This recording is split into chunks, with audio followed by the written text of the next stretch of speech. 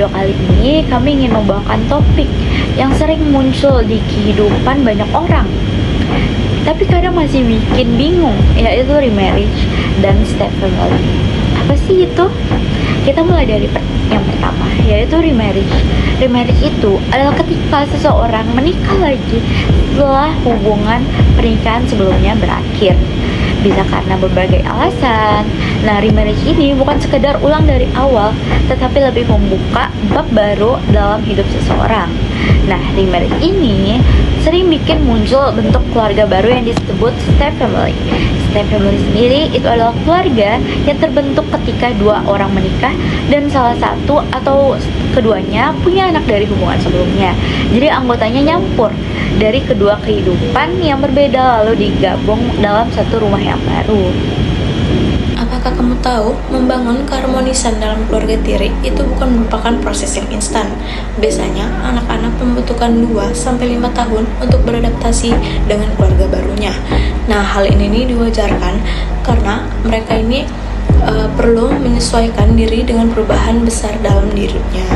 Nah, menariknya nih, anak-anak mudah menjadi dekat dengan orang tuanya bukan dari momen-momen besar, justru melalui rutinitas kecil sehari-hari seperti berangkat sekolah bareng, memasak bareng, atau sekedar menonton televisi di ruang keluarga bersama-sama. Nah, kebersamaan sederhana inilah yang perlahan membangun rasa nyaman. Lalu selain itu, keluarga tiri yang punya aturan rumah tangga disusun bersama-sama biasanya punya tingkat konflik yang lebih rendah. Ketika semua anggota merasa dilibatkan, mereka jadi lebih mudah untuk saling memahami. Dan yang lebih penting nih, kedekatan tidak muncul dalam sehari. Konsistensi, perhatian, dan interaksi sehari-hari jauh lebih efektif dibandingkan momen spesial yang hanya sesekali. Jadi, proses membangun hubungan dalam keluarga tiri adalah perjalanan yang membutuhkan waktu, komunikasi, dan banyak momen-momen kecil bersama.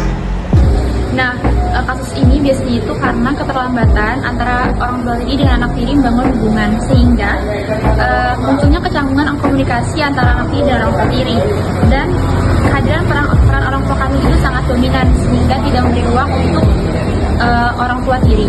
Dan hal ini juga dipicu dengan stigma-stigma sosial dan terhadap keluarga tiri, sehingga tidak adanya keterlibatan atau hubungan emosional anak tiri dan orang tua tiri. Nah, dari konten yang telah disebutkan tadi, ada beberapa cara nih untuk menghadapinya. Yang pertama, komunikasi terbuka, misalnya saling jujur, menyampaikan harapan dan mencegah salah paham. Yang kedua, melibatkan anak dalam adaptasi, mengajak anak memahami situasi baru dan menyusun aturan keluarga bersama. Yang ketiga, adaptasi psikologis dan sosial, mengelola emosi, menghadapi stigma dan menyelesaikan diri dengan budaya keluarga baru. Yang keempat, memperkuat konsep diri, melakukan refleksi diri dan membangun harapan realistis dengan hubungan yang sehat. Yang kelima, manajemen konflik, menggunakan empati, asertivitas, dan kompromi dalam menyelesaikan perbedaan. Nah, yang keenam itu dukungan sosial, menjalin hubungan baik dengan keluarga besar pasangan untuk memperkuat harmoni. Yang ketujuh, harapan realistis, menetapkan tujuan rumah tangga yang stabil, harmonis, dan selaras dengan nilai keluarga. Pernikahan ulang atau membentuk keluarga tiri yang memiliki dinamika lebih kompleks dibandingkan keluarga inti, terutama dalam mengadaptasi anak, komunikasi, emosional, dan stigma sosial, dan pengembangan kepercayaan diri. Keberhasilan keluarga tiri sangat bergantung pada kualitas suatu komunikasi dan pengasuhan serta komitmen bersama.